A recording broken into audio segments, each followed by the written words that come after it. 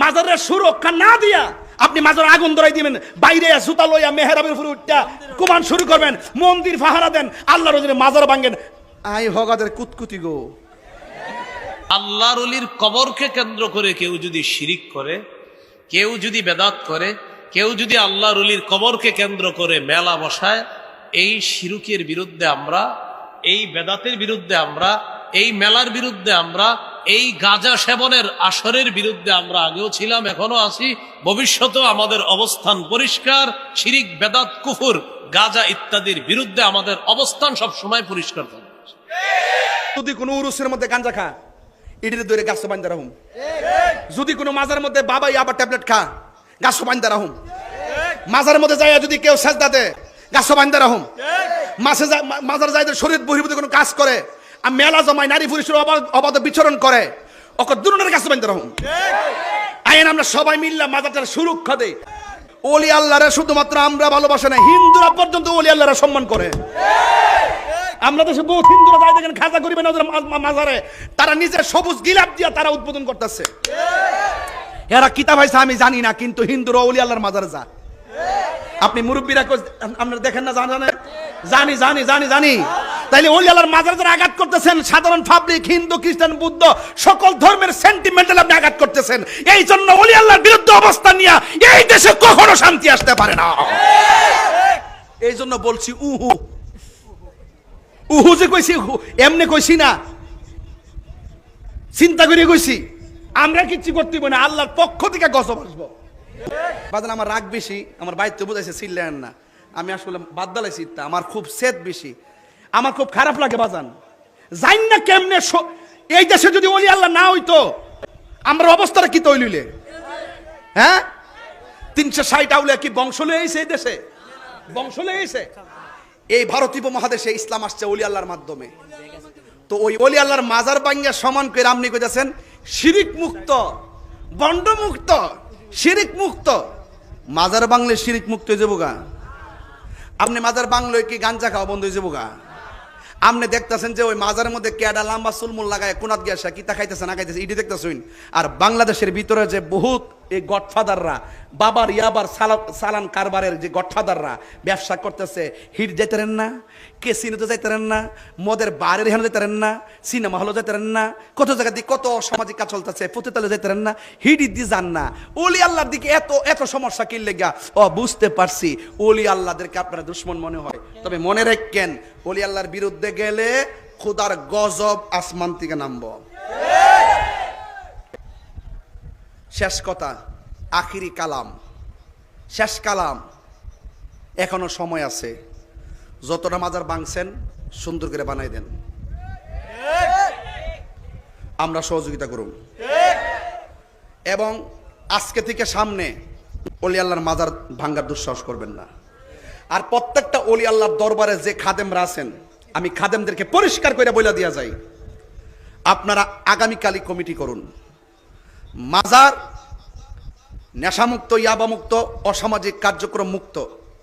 আপনি red zone দিয়ে দেন যে এই মাজার জিয়ারতের জায়গা, এখানে এটা বন্ডামির জায়গা না। কথা বলেন ঠিক কিনা? এই বিষয়টা না অনেকে গুলায় ফেলছে, গুলায় ফেলে আমাকে, আপনাকে, আমাদেরকেও শত্রু বানাচ্ছে।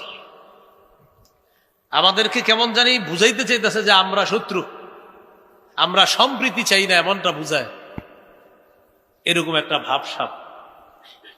সহিহ বুখারীর বর্ণনা 427 নম্বর হাদিস। এই হাদিসের বর্ণনাকারী আম্মাজান আয়েশা সিদ্দিকা রাদিয়াল্লাহু তাআলা আনহা, তিনি বলেন, নবীজির দুই বিবি উম্মে হাবিবা, উম্মে সালামা রাদিয়াল্লাহু তাআলা আনহুমা,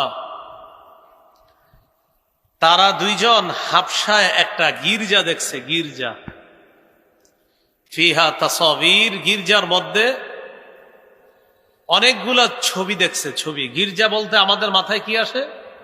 একটা ধর্মের ইবাদত খানা, একটা ধর্মের মানুষের কি খানা? ইবাদত খানা, গির্জা। তো এগুলা একটা ধর্মের মানুষের ইবাদত খানা। তো এই ইবাদত খানার মধ্যে দেখে কি? তাসাবির, ছবি, মূর্তি। ফাযাকারাতা লিন-নবী সাল্লাল্লাহু আলাইহি ওয়াসাল্লাম, নবীজির দুই বিবি ব্যাপারটা আল্লাহ রসুলের কাছে জানাইলেন, হুজুর আমরা হাবশায় একটা গির্জা দেখলাম, এবাদতখানা দেখলাম, এবাদতখানার মধ্যে দেখি কি ছবি মূর্তি এগুলা দেখলাম। فقال رسول الله صلى الله عليه وسلم إن أولئك إذا كان فيهم الرجل الصالح فمات بنوا على قبره مسجدا। নবীজি বলেন এরা হলো তারা,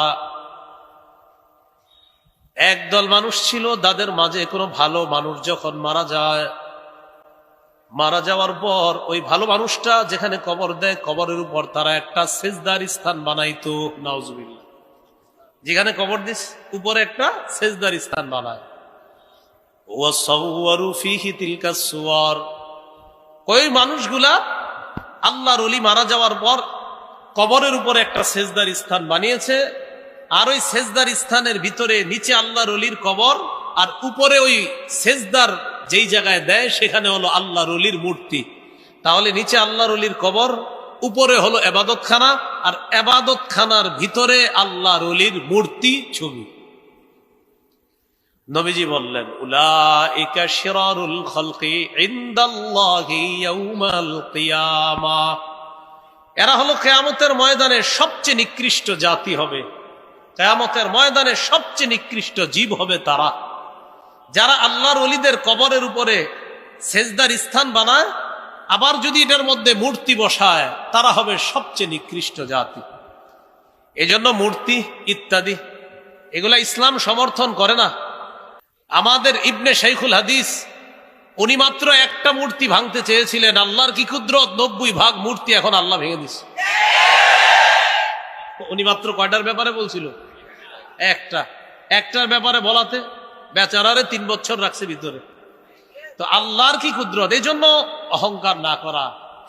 আল্লাহর কি কুদরত দেখেন, উনি মাত্র দাবি করছে কয়টা? একটা।